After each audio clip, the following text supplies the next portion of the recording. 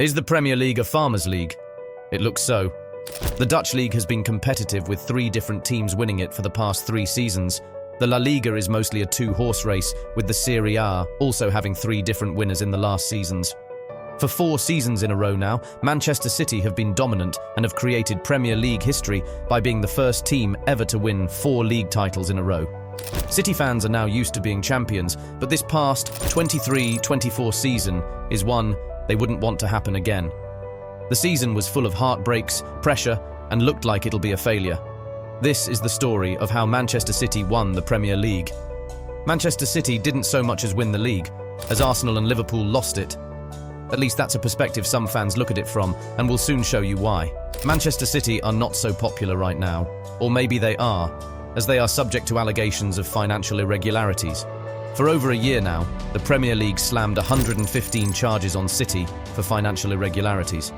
City have denied those charges, and while a verdict is still to come, they have taken legal action against the Premier League. Fighting these allegations was one of the battles Manchester City fought in the 2023-24 season. The other one was keeping both Arsenal and Liverpool at bay. The 2 teams gave Manchester City the fight of their lives. When April began, both Liverpool and Arsenal had claims to the title. However, as the month wore on, Liverpool had some disappointments. They were wasteful against United, who eventually punished them with young gun Kobbie Mainoo scoring. Liverpool managed to equalise, but there was nothing to cheer about. They had dropped crucial points. This would be one of the twists of the title race that led to City's victory, and unfortunately, the bad days were just beginning for Liverpool, and more on this soon. For Arsenal, they had an all-too familiar stumble. After that Liverpool draw, they had the opportunity to make a statement, but then they lost to Unai Emery's Aston Villa. It was a familiar story for Arsenal. In the 2022-23 season, Arsenal were high-flying, but as the final days of the season approached, so did panic. They played Liverpool in April 2023, and after leading the game 2-0, they began to feel pressure, panicked, and allowed Liverpool to draw. They lost their sizzling form in the 2022-23 season, and their 8-point lead over Manchester City went down the drain as they went on to draw 2 more matches.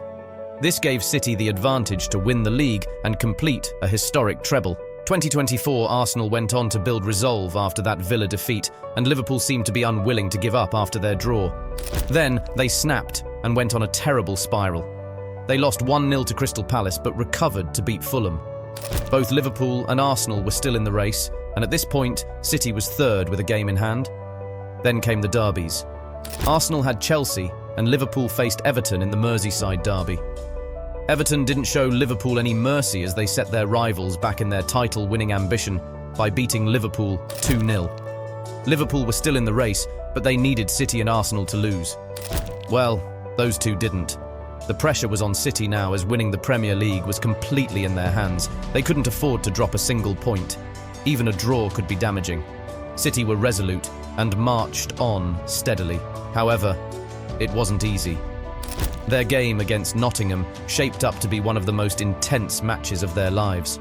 Nottingham Forest were in a relegation scrap and weren't in the mood to be respecting their opponents too much.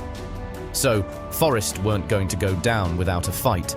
It helped that City's ruthless striker Erling Haaland was back for the game after being out due to a muscle problem. We'll talk more about him and his influence on City's campaign later.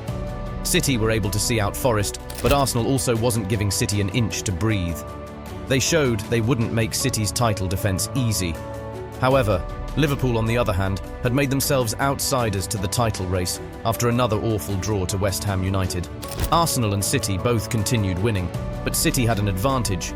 Due to their participation in the FA Cup, they had a game in hand, and their opponent was a team they'd rather avoid at that stage of the season. City had to play against Tottenham at the Tottenham Stadium. City had never beaten Tottenham away from the 4 times they've played. They hadn't even scored in Tottenham's new stadium before in the Premier League.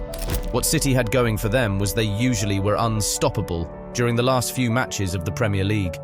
So, what would happen when an unstoppable force meets an immovable object?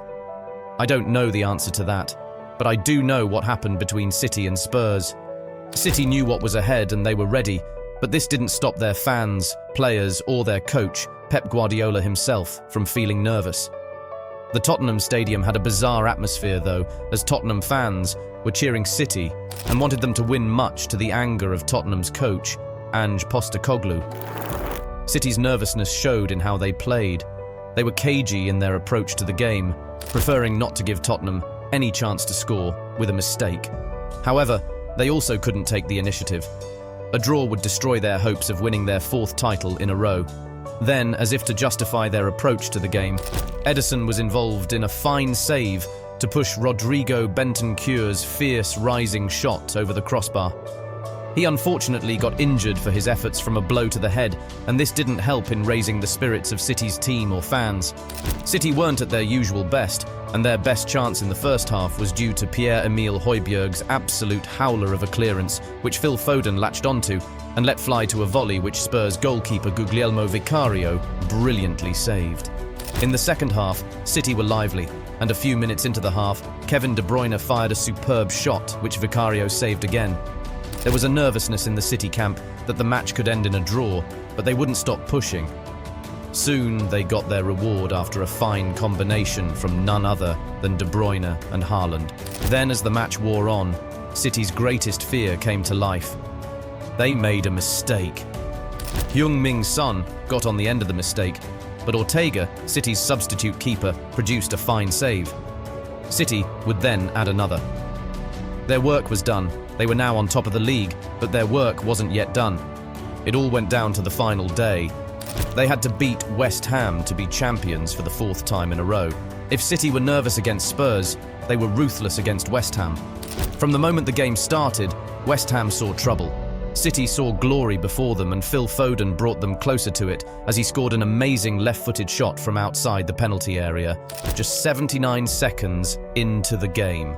Then in the 18th minute, the England man scored another goal from a Jeremy Doku assist. City were encouraged to focus more in the match when news came that Everton were leading Arsenal. Then it happened. Excitement at the Etihad drained away as Arsenal equalised against Everton, and West Ham pulled one back. Fans wondered the same thing. Was this the end of their dreams of winning a 4th trophy? No, it wasn't. The Spanish midfielder Rodri scored the 3rd goal for City, and they were in full control of proceedings and saw the game through. They had done it, they won the league, and Pep Guardiola etched his name further into Premier League history. Guardiola has continued to adapt to the demands of the league, and credit to his players too. One of the standout performers for them is Rodri. You probably are surprised why Rodri and not Haaland.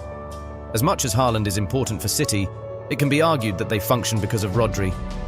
He makes the team tick. He is good both on the ball and off it. Off the ball, he uses his height and immense strength to trouble opponents. He won 70.5% of his aerial battles, 59.1% of his duels, and 61% of his tackles, and recovered the ball 235 times. With Rodri, opponents shall not pass. Rodri doesn't just stop opponents. He is brilliant on the ball too. The Spanish midfielder made 9 assists for City in their title-winning 23-24 season. Despite being a holding midfielder, he provided 9 assists and created 49 chances. The midfielder had 241 accurate long balls and is quite the orchestrator too, as he made over 100 passes in a game. Over the course of the season, he had 3,359 successful passes. Speaking of passes, Foden and De Bruyne are also excellent passers, but they don't have as much volume of passes as Rodri. This is understandable because Rodri is key to how City build up from the back, so he is always on the ball. De Bruyne and Foden are further up the pitch, and they provided 10 and 8 assists each. Foden even takes it a step further by also scoring 19 times. He is next to Erling Haaland when it comes to scoring for City. Haaland scored 27 goals for City and is constantly taking shots. The player had 121 shots for City, and they are far more lethal when he plays. Now Haaland is about to start scoring more goals with City, having signed their first player of their transfer window, Savio. Savio had a sensational season with Girona, and his ability to stretch play will serve City well, especially as he loves to dribble. Looks like City are not ready to drop their dominance. Will they go for the 5th Premier League title? Or will Arsenal be able to hold their nerve to break City's dominance and their 21-year wait for a league title? Let us know what you think. Don't forget to like this video and subscribe to this channel for more exciting football content.